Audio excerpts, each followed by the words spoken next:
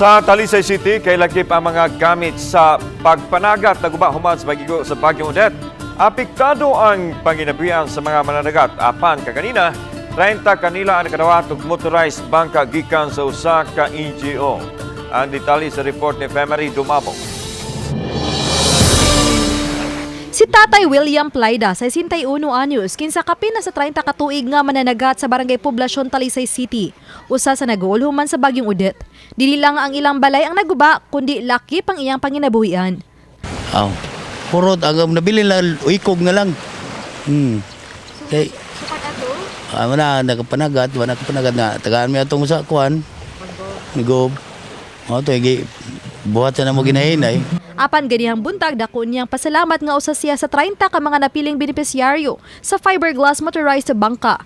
Sila mga mananagat gikan sa 4 ka coastal barangay sa Talisay City. Alay-lay kay ang bugsay-bugsay, di naman kadres duol niya tong nay pambot adom ka sa layo. Ta kuang-kuang ka ganang dagodag ko nga isda. Kaniron mabinta-binta na kitagaan mi kining kuan. Bangka, pasalamat na po mi sa British. Ang pagtabang kanila ubos sa livelihood program nga gitambayayungan sa Talisay City Government ug usa ka non-government organization. Nasayran gikan sa representante sa BFAR 7 nga dinhilang sa Subo di mumino sa 5,000 ka mga mananagat ang apektado sa bagyo. Kasi matapos yung devastation ng Odette, 'di ba? So immediately relief operations. Pero ang dapat talagang ginagawa ay yung makatulong sa recovery and rebuilding.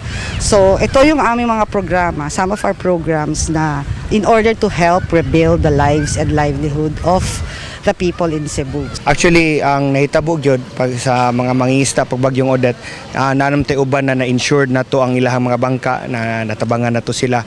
Kani sila taon may gani nahatagan sa nisla mga bangka karon sa Boitis Foundation.